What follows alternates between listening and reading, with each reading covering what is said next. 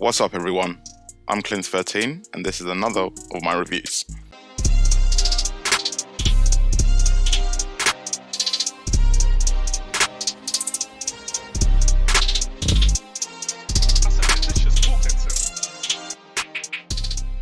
Before we get started, please take time to like and subscribe.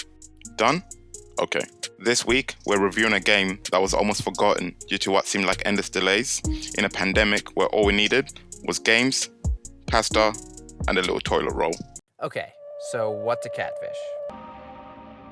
Cyberpunk 2077, a game so hyped that the creators began to believe their own hype.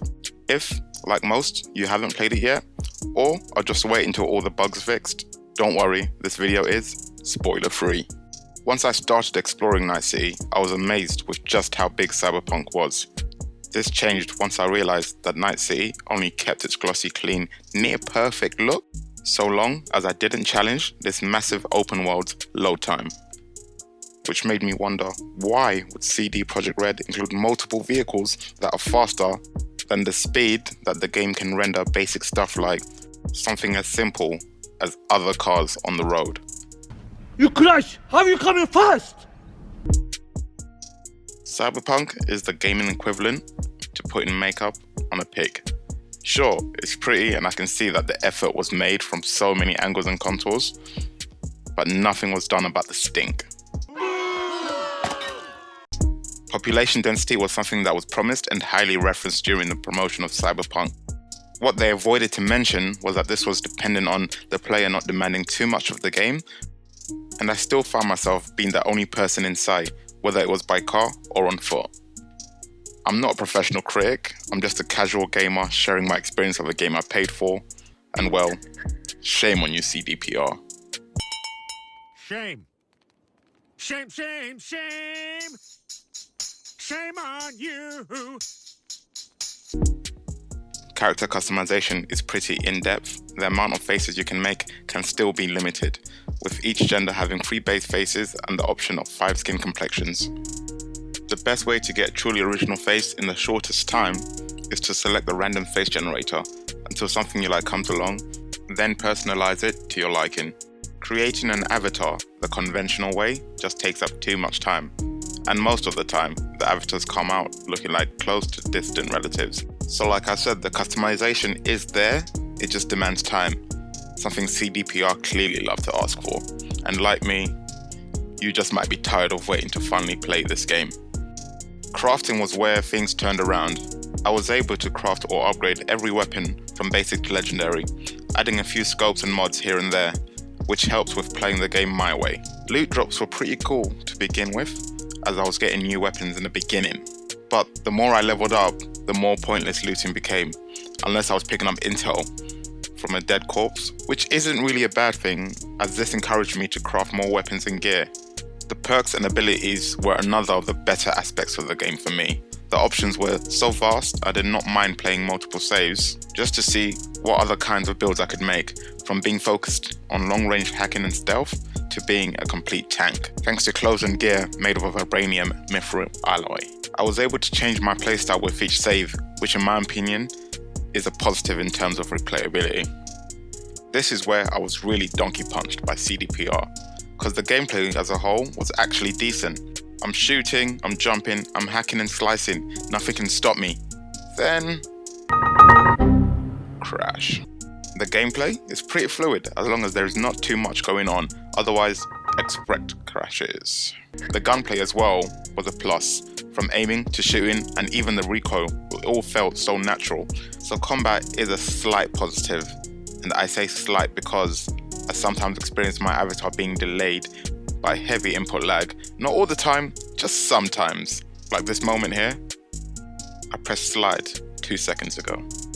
Movement out of combat though is pretty decent, whether it's walking, running or jumping, but this is Cyberpunk and something is always waiting to ruin your immersion. The same can be said for driving, which is almost perfect for an RPG, but as soon as I start picking up serious speed and swerving to avoid other cars, one of 2 things will happen. Either nothing else on the road is rendered, or only one type of vehicle. Truck. Truck. Truck. Truck. Oh look, it's a truck.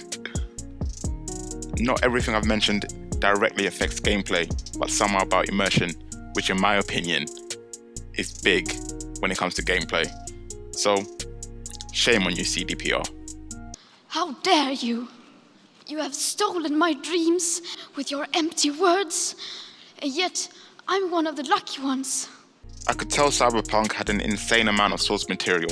Shout out Mike Pondsmith.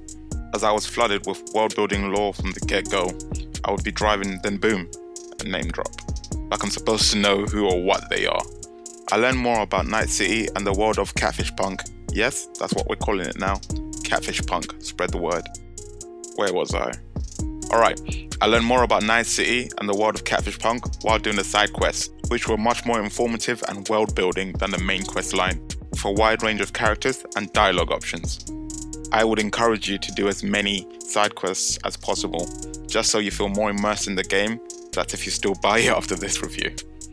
I almost felt forced to play the main quest line, which can be done in as much time as getting a platinum in Spider-Man Miles Morales.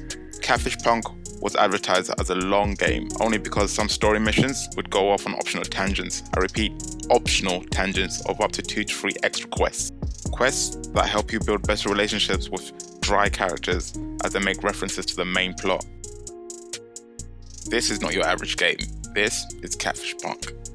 A game so lost in its own hype. You really believe your own hype that much? I am the hype! From developers still bragging about a game they released over 5 years ago. A game that had its development announced in 2012, but full development only started in 2016, which kind of makes sense when you think about all the delays. A game that was delayed practically all of 2020 just to be released a few weeks after the release of the next-gen consoles, with the next-gen versions of the game to be announced. We realize this may be an inconvenience to you, and we hope you will voice all your concerns to us, because the customer is always our bitch. A game promoted by the hype of the Witcher series and bragged about attention to detail, but only delivered in crafting and combat? I'd rather Minecraft, to be honest. Punching trees? Right. You punch the trees to get the wood. You get the wood to build the cabin. Combat, might I add, that was only sometimes amazing. For that, this game gets 2 out of 5 daisies. Thank you for watching. Let me know what you thought of this video in the comments down below. P.S. Don't forget to like, share and subscribe.